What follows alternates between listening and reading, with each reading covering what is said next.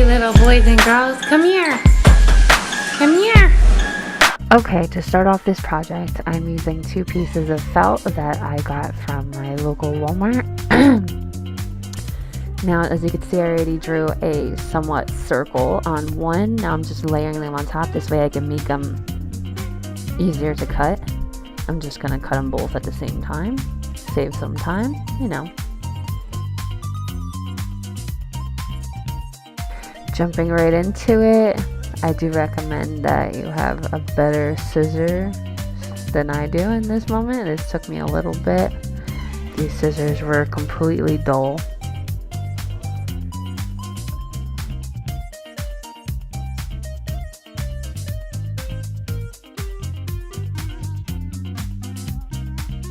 Jumping a little forward, I went ahead and did the first costume. Now I'm just going to replicate it, the style of how I did the word and the outline, and I'm just going to put number 2 in the middle.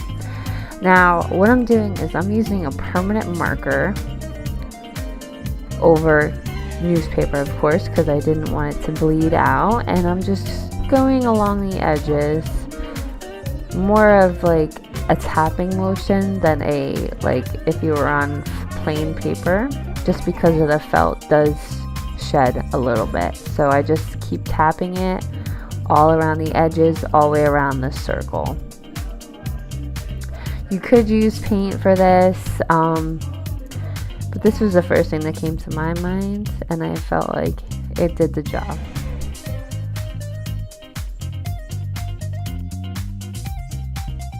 Okay, now that I did the outline of the circle in the same style as the first one, I'm kind of just sketching out with a pen where I want my letters to be.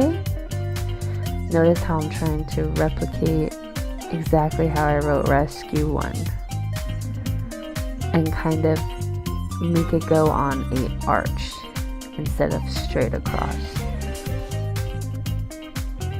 Using a reference photo would be very great for this kind of work. This way you can kind of capture the idea and make it more noticeable. And I'm just going to go ahead and fill it in just like I filled in Rescue 1, the same exact way. Moving on, we're jumping right to the shirt. I already marked where the center of their shoulder blades are, where that line was, and I also marked where the circle is going to go. I had them try the shirt on before I did any kind of design just to see how it fit, and I kind of drew the circle on while they were wearing it.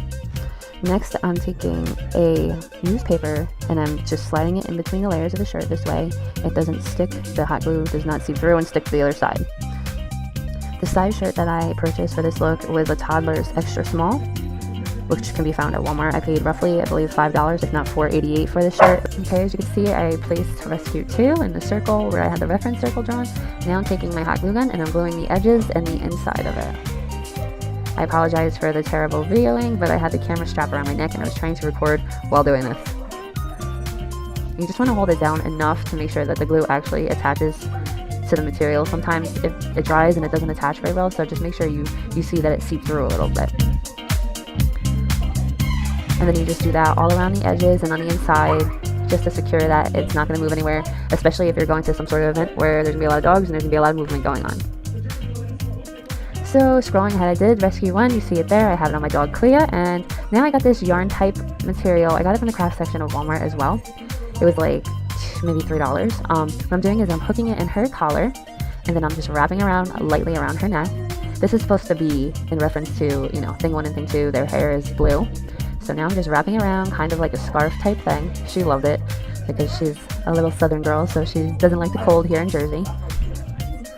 So now, as I finish, get to the end, I tuck it back in, I tuck it through, and there you have her blue hair.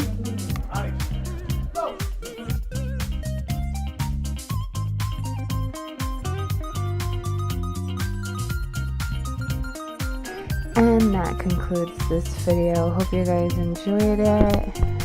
Don't forget to thumbs up, share, like, comment, and I will see you guys in the next video.